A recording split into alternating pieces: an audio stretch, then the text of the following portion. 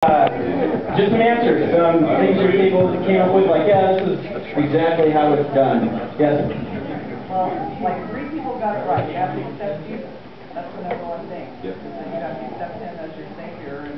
And like they said, you do good things, but you can't do enough. There's nothing you can do. You have to accept Jesus as your Savior and then try to live a life that God wants you to live. Okay. So, accepting Him and trying to live the life He wants you to live. Okay. Hold on. Left your table, right? All right.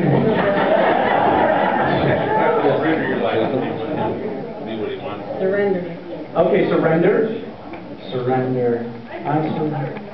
I'm really glad I have a T-Mobile phone. That guy had already came baptized.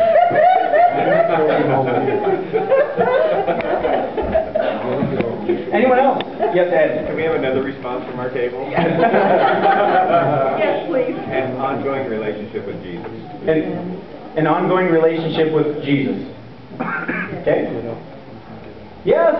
I think in this day and age, you just want to be there. I mean, you have all the obvious things. You accept Jesus Christ, and and all that stuff, being baptized, and all that. But in this day and age, there's so many people that don't want to go to heaven. You need to go. You want to go, and you want to feel it in your heart, and you want to do what's right. Okay, so that sounds like more of a inside-out sort of response. At least what I heard you say is like this: you want, this desire is there to have that. Okay. Yes, ma'am. I want to know. I'd like to know just what heaven was like. If you just sit around and do nothing, I wouldn't want it. Because I get over it. If I keep busy. Sure not going to be sitting around. All right, so I'm looking at it again. How? Yes. Learn how to become more and more obedient to Him as you learn how to love Him more and more each day. Okay. Interesting. All right. Yes, ma'am. Well, first you have to accept Him by accepting Him and have an intimate relationship with Him. You can believe in somebody, you can know somebody, that I can know you, but unless I get to know you better, I can't have an intimate relationship with you. Correct. So that's receiving Him, not only just acknowledging Him, it's receiving Him in your heart. So not just acknowledgement, but receiving Him into your heart. All right. Any wisdom from the table of thoughts and ponderings? Anyone else? I just put him on the spot. Well, you're supposed to let Him help you He came to take sin out of your life. You're supposed to, let Him show you what you've been doing wrong, and how to correct it. And maybe 10, 15 years ago, your mother did something, or your brother, or your neighbor, and you took a disliking to everything ever since then. Then He teaches you, well, that's where you're accepted that. So. Okay. Yes. What I think of is mercy and grace, and I mean it's a loosely stated, but the path is narrow. There's only one way through Jesus Christ. I mean that's what I think of. Mercy and grace is through Jesus Christ. Okay. All right. Any other ideas, thoughts?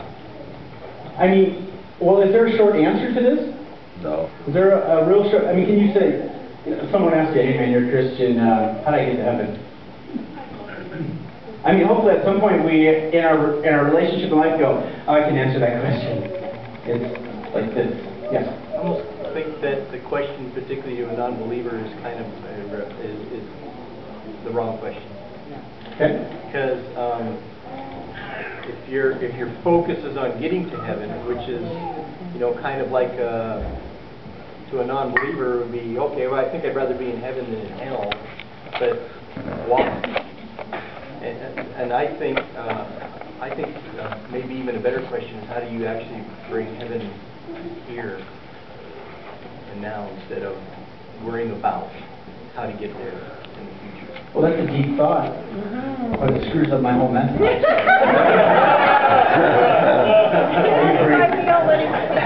should have a different question. Okay. No, it's good.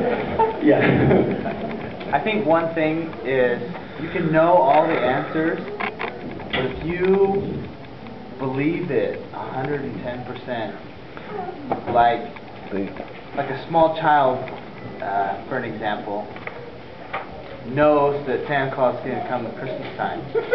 So, if you can believe that no matter what, that you know that Christ is coming back for you. So you can recite all the answers that you want to, but until you believe and have the courage to step out of your comfort zone, then I think that is heaven. Okay. Yes, sir. Well, I think what we really need to do is we need to be submitted to the Father in such a way that we learn how to be all things to all men, and be able to give an answer to anyone that asks us in that time, because we don't know where each and every individual that we're coming in contact is in their life and what they need, but He does.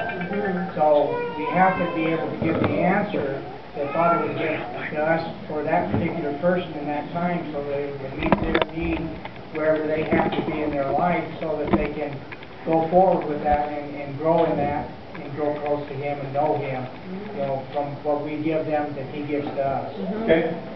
Well, let me say this. If I were just some guy who didn't know anything, and I were to listen to what you said, I'd probably be fairly confused. I'd be like, as we watched the video and said, don't get it. Salvation is a gift from God, not by any works of yourself. That's it. Jesus Christ died for us. Amen. And that's salvation. And it's important for me to establish that before we go into what I'm going to talk about. And you'll see why here shortly in a second. But it's free. It's a gift that God gives to man through His Son Jesus Christ. You have to accept it. You have to, all those other things you said, the majority of them were all straight up, they were right. Correct. I always find though, there's always a but. But we need to be, and we need to do, and we need to this. Alright, so, sorry.